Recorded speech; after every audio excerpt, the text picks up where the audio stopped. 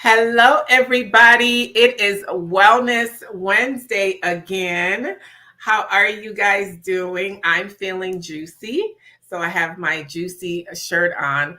So I hope you all enjoyed the conversation that we had in February about Go Red, because that was February is Awareness Month for heart disease and stroke. And so we shared and had conversations surrounding that. For the month of March, we are going to be talking about workplace wellness. Okay, that's what we're going to be talking about this month. So I'm going to be inviting some guests to talk to you all about workplace wellness. And why is it important? Because there is just increased awareness and increased conversation in our society today about mental health. Okay, because there's so many people that are dealing with mental health. And before, mental health was, a topic that people kind of kept to themselves. It was considered to be a private matter. But since the pandemic, more and more people have been talking about mental health. So, but we're going to be talking about workplace wellness because oftentimes either our our personal mental health crises lead into the workplace and impact our ability to work, or other people's issues impact us in the workplace. And then also, there are situations that happen in the workplace that impact us. So that's why we're going to be unpacking this whole topic of workplace wellness. So I want to tell you a little bit about what my experience has been in terms of workplace wellness. I have over 30 years of experience working in corporate. And, some of the workplace issues or mental health issues that I've had to deal with in the workplace have been, being overly worked, just more and more organizations have been trying to be efficient. Organizations are trying to do more with less people, which has resulted in you're basically doing the job of two or three people in the workplace. I have had to deal with unfairness, having to process when, in my mind and based on my qualifications and the qualifications for various roles, I really believe that I was qualified. And a lot of times I felt like I did not get certain opportunities because of my skin color. I have, and that really impacted me in terms of my mental health. I've been in situations where I would have colleagues of other nationalities where in the workplace, while we're working together, we would be cool, we would be able to work. But as soon as we went to like an after work event or something and they got around their other colleagues, it would be like they didn't know me. So you can only imagine of how sometimes in the workplace, it can be extremely lonely if you are a person of color. I've been in situations where I've had a manager who was a micromanager, and that can really impact your mental health in the workplace. Having a manager who's a narcissist, okay. And then I've also worked in the workplace where colleagues, you guys, were on having to get on anxiety medications because of what they were dealing with, the amount of stress and being bullied, frankly, in the workplace. And really having no one to go to, because as we know it, HR really works for the company. They don't work for you. They work for the purpose of HR or employee relations is to protect the interests of the company. So what has happened is that as a result of the pandemic, you've had this great what they call the great resignation. And I think it's because people have just had enough about work, in the workplace. So that's why we are talking about this topic. But I just don't want you to take my word for it. I'm going to be sharing some data with you from an organization called, I can't, if it's Lyra or Lyra. This is an organization that was founded by one of the executives from Facebook who left Facebook, David Ebersman. He started this organization called Lyra. And what Lyra does is they basically are there. There's over 180 companies that have partnered with them, and they do a survey every year on mental health in the workplace. So I want to share some of that data with you all so that you guys can just kind of hear what else is happening out there. So every year they do a research, and I'm going to share that with you. So I really wanted this to be a conversation, but my co-host Tracy could not be on, so it's just going to be you and I talking, introducing this topic of workplace wellness, and we're going to be unpacking it this month. We're going to be you're going to be hearing conversations from other people. I'm going to be sharing with you solutions on how to handle it for yourself and how to get help, because it is a serious matter. Okay, so let's share the data with you so that you can know what's going on. So, okay, so this is a study that was done. This is published in 2023. It is the state of workforce mental health. Okay, and so here's the data on the state of mental health in the workplace. This was an annual survey report where they surveyed more than 2,500 employees and over 250 employee benefit leaders across the United States. And the goal of this survey is to better understand the challenges, the priority, and the trends shaping mental health in the workplace. Okay.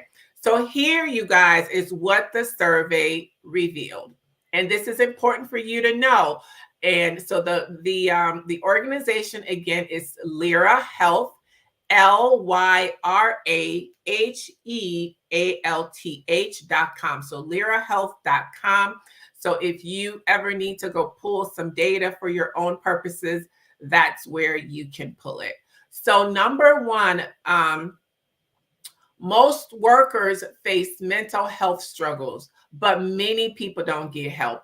The survey revealed that about 86% of people are dealing with mental health challenges in the workplace. Okay, and the number of people complaining about how their work is impacted by mental health has increased. So in 2021, it was 48%. That went up to 58% in 2022. And when they did it in 2023, it's 60%. So more employees are saying that their mental health is affected at work. Okay. But of workers who receive mental health care over the past year, only 33% of the 86% of the people who are experienced mental health got help. So what does that mean, you guys? Y'all are working with a bunch of people dealing with issues. So that's why you can't take things personal. That's why you need to know how do you manage your mental health and workplace, because 9 times out of 10, the people that you're working with are dealing with some sort of an issue. And the worst part of it is that they're not getting any help. Okay, so you need to be prepared for that. Okay, they found that one in 3 employees said their benefits didn't effectively address their mental health. A lot of people, even though their companies offer mental health services, a lot of people are concerned that their information might be leaked out. Their privacy might be invaded. We know that's not true. So that's part of the reason why more and more people are not getting the help that they need. And the survey showed that that more organizations are discussing mental health in the workplace. In 2021, only 28% were discussing it, 53% in 2022, and 55%. So you just know that more and more companies are acknowledging that the state of your mental health is really important at work. So companies are starting to become more aware of it. Okay. And while a few years ago people used to find discussing their mental health as an issue, that has gone from 23% in 2021 to 43% in 2022 to 46% in 2023. Okay. And the survey also revealed that about half of the managers in most companies, 52%, they lack the mental health resources. Well, as a manager, like for example, in the work that I did, you know, you're trying to make sure that you're keeping up with the daily objectives of your department, to have to add on mental health on top of that. And more organizations have started to reduce their HR staff.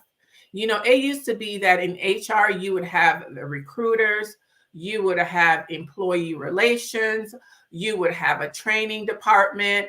It's to the point where a lot of companies have outsourced certain HR services. So most companies, there's probably like one employee relations person that is there to deal with, mental health in the workplace. Another thing that the survey did was workplace stress and burnout. Check this out, okay? About 48% of employees cited financial stress as the top factor impacting their mental health. Guess what? People are stressed financially. And when people are stretched financially, that is impacting them. Okay. And they said that 39% of workers say work-related stress and burnout are a top factor impacting their mental health.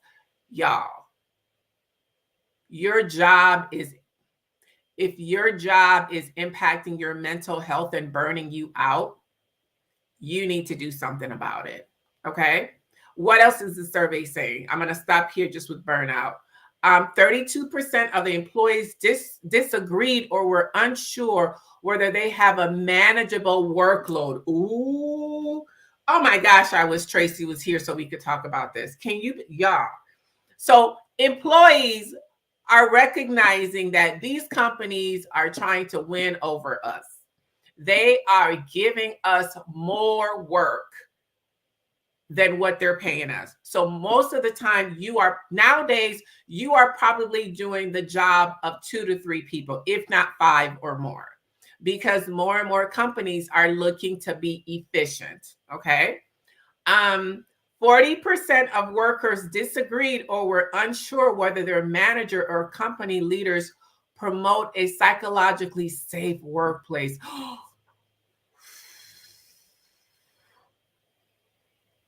That's deep. That's really deep. Okay.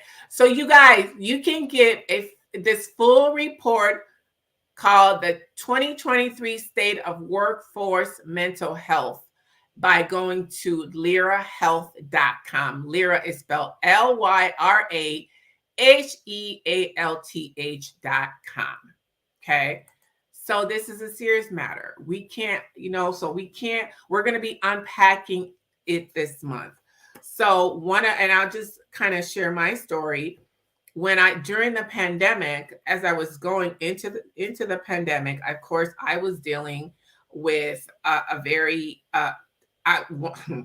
let's go back a little bit. Tell you my story. Started my job. On the third day of my job, I had to call my boss and say, I cannot come into work because my spouse at the time has physically attacked me. My whole face was busted up. I had to go to the emergency, all of that.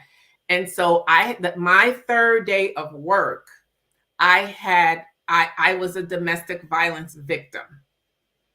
So I didn't leave that marriage. That's a whole nother show. I stayed on that job for over 9 years. But here it is in my home. I was dealing with domestic violence, verbal, physical, emotional, all of that.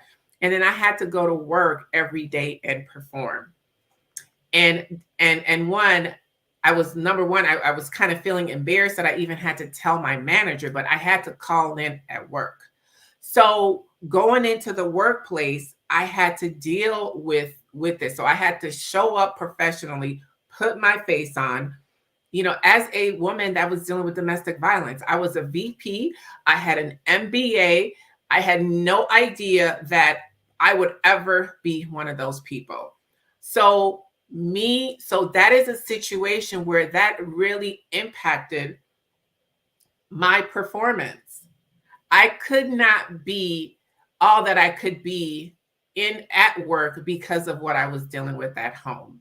Now, I will say that the organization that I was with at the time had an excellent employee program, and they also had an awareness around domestic violence.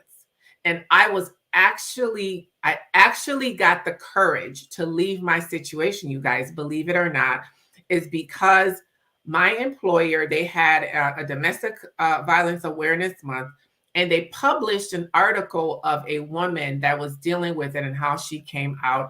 And when I saw that article, I reached out to the author of the article and said, hey, I've been dealing with this. And so they got me support. And so I actually had someone that was coaching me through what I was dealing with. And they connected me with another organization that actually helped me to come up with a plan to get out of it. So y'all, I have a whole story about that. So that is an example where my mental health was impacted at home. I brought that in the workplace, and it was through my employer that helped me to get out of it to be better. So kudos to companies and organizations that have programs that are helping their employees. And so I say all that to say that, you can have mental health or issues that are affecting you in the work at home that you bring into the workplace, which brings me to the subject of workplace wellness. Is that one, when we're working, we need to recognize that people are dealing with multiple issues, and how we engage. We really need to be cognizant about how we engage with people in the workplace. So if you notice that an employee is not performing up to a certain level, pull them aside and try to find out if there are external things that are impacting them. Okay. Which means to me that, if you're working somewhere, you need to learn how to be patient and just recognize that people these days are dealing with a lot of things. And also, one of the things that I also noticed in one of the organizations that I was working at was that quite a few of my colleagues were on anxiety medication because of the amount of stress that they were dealing with in the workplace. So y'all, can you imagine that people like the work or the situations that you're dealing with at work could impact you so much to the point where you have to take medication to be able to cope? This is really serious. This is really serious. So we're going to be unpacking this, and I'm not just bringing the problems to you. I'm going to give you, and we're going to have a conversation around, how can we be well at work? Okay, because that's really important, because there's several different solutions. Maybe it might be a matter of, maybe it's time to look for a healthier workplace. Maybe for people that are looking to move to another job or a different organization, it can't just be about the compensation, the salary. You have to look at the whole picture. You have to look at, is this a healthy environment for me? Is this a place where I can thrive? Is this, so you have to look at that, because you're going to spend so much of your day in the workplace. So you want to make sure that it is a place where you are going to be, that where your mental health is not going to be impacted. And then we'll also talk about if you are having issues outside of work, just understand that it's going to impact your ability to perform at your optimal level. So you need to address that. That's why the whole topic of wellness is so important, because if you are not well in one area of your life, it will affect other areas of your life. So me being in a situation where I was in domestic violence, I was going through a divorce, it impacted my ability to really perform at my optimal level. It impacted me physically, it impacted me emotionally, psychologically, all of that. So, but I was still showing my face, putting on a smile, and performing to the best that I could. But my body was telling me that, you know what, some got to give. I was starting to have chronic migraine headaches, which will lead to having to call in at work a lot. Luckily, I had colleagues and a manager that also suffered from migraine headaches. So for me calling in, they understood it. I was constantly fatigued. You all, hair was falling out. All kinds of things were happening. That's, so you could imagine, when those things are happening to me physically, in the workplace, like I mentioned before, I really couldn't be all that I could be. And then I couldn't be all that I could be to my children. I couldn't be all that I could be in anywhere else. So that's why for many years, aside from work and my family, I really didn't do anything else because, yeah, I was fighting for my life every single day. So we're going to be unpacking it. We're going to be unpacking this whole topic of workplace wellness because it's important. We want to be able to give you the tools, the resources, and just increase awareness that your health is your greatest wealth. And that that you should not sacrifice yourself to the point where that organization is going to get everything out of you. And God forbid, if something happens to you, they're going to be reposting your job within a week to 2 weeks if you're not there anymore.